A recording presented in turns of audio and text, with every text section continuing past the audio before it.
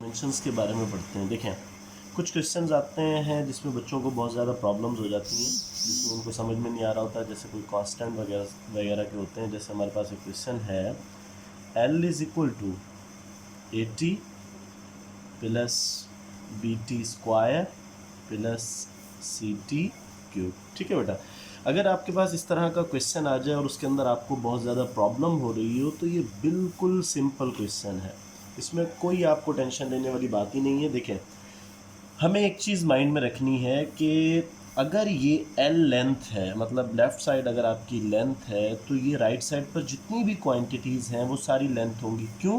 क्योंकि same quantities को same quantity में ऐड किया जाता है। तो ये AT भी लेंथ होगी, BT स्क्वायर भी लेंथ होगी और CT क्यूब भी लेंथ होगी। ठीक है बेटा, तो इट मीन्स के अगर हम इसको देखें तो हम ये चेक करेंगे कि ये product of A multiply by T is a time, ये दोनों को अगर आप मल्टीप्लाई करोगे तो ये लेंथ आ जाएगी L1। BT स्क्वायर मतलब इन दोनों को भी अगर आप मल्टीप्लाई करें तो भी आंसर क्या आना चाहिए, L के बराबर। और CT क्यूब इन दोनों को भी अगर आप मल्टीप्लाई करेंगे तब भी आंसर किसके बराबर आना चाहिए, L के बराबर। क्यों? क्योंकि सेम क्वांटिटी सेम में ऐड होती हैं, तो इट मीन्स कि इनका जो प्रोडक्ट होगा इन सब का वो लेंथ के बराबर होना चाहिए। तो अगर आपको ये कॉन्सेप्ट समझ आ गया तो इस तरह के जितने भी क्वेश्चंस होंगे जिसमें आपने कांस्टेंट फाइंड करने हैं वो इजी हो जाएगा। देखें, हम इसमें सेम क्वांटिटीज़ को सेम में ऐड करते हैं। हमने पहली चीज़ क्या देखनी है, क्वेश्चन में आपके पास लिखा होगा कि L क्या है। L क्या है बेटा, लेंथ है। ठीक है, एक चीज़ हमें मिल गई। भाई टाइम क्या है, तो टाइम हमारे पास T क्या है, टाइम है। दूसरी चीज़ भी मिल गई। फाइंड क्या करना है, ABC, ये कांस्टेंट है। तो हमने क्या करना है, सबसे पहले यहाँ पर हम इस तरह से बॉक्स बनाते हैं, इसमें चेक कर देखें।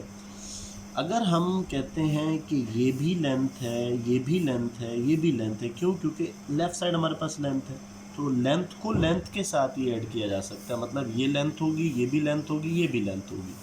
सो L is equal to AT, हम ऐसे लिख सकते हैं भाई L बराबर है AT के, ये भी लेंथ है, ये भी लेंथ है। L is equal to BT square, भाई BT स्क्वायर दोनों को मल्टीप्लाई करें, आंसर लेंथ के बराबर आना चाहिए। इसी तरह से L is equal to CT cube, तो CT को अगर आप मल्टीप्लाई करेंगे तो वो भी लेंथ के बराबर आंसर आएगा। तो हमें फाइंड क्या करना है, ABC। तो सबसे पहले अगर हमें A फाइंड करना है तो सिंपल क्वेश्चन है, अगर ये A फाइंड करना है तो ये टाइम इधर क्या हो रहा है, मल्टीप्लाई, दूसरी साइड पर क्या हो जाएगा, डिवाइड। तो हमारे पास आ जाएगा L upon T is equal to A। Same इसी तरह से यहाँ पर अगर आप देखें तो टाइम T स्क्वायर इधर क्या हो रहा है, B के साथ मल्टीप्लाई, दूसरी साइड पर क्या हो जाएगा, divide. L upon T square is equal to B। और यहाँ पर अगर आप देखें थर्ड में, तो C के साथ T क्यूब क्या हो रहा है, मल्टीप्लाई, तो ऑब्वियसली यहाँ पर ये क्या हो जाएगा, डिवाइड। तो हमें पता है कि लेंथ का यूनिट क्या होता है बेटा, मीटर, टाइम का होता है सेकंड, तो A आ गया मीटर पर सेकंड। तो B क्या होगा, L का यूनिट, लेंथ का यूनिट मीटर, ये टाइम स्क्वायर है तो second square is equal to B, और ये हमारे पास आ जाएगा लेंथ का यूनिट मीटर और T क्यूब है, इट मीन्स के सेकंड क्यूब C। ये आ गए यूनिट्स। अब यूनिट्स की डायमेंशन बनानी है तो हमें पता है meter is the unit of length, तो डायमेंशन क्या होगी लेंथ की, L। Second is the unit of time, dimension क्या होगी, T।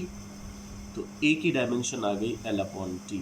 सेम इसी तरह से अगर हम देखें दूसरा B को, तो meter is the unit of length, dimension आएगी L, and second is the unit of time, second पर स्क्वायर है तो T के ऊपर भी स्क्वायर आ जाएगा। इसी तरह C में meter is the unit of length and second cube, second is the unit of time, तो T cube is equal to C, तो हम इसको लिख सकते हैं LT पावर -1, नीचे ये प्लस का 1 है, ऊपर जाकर -1 हो जाएगा।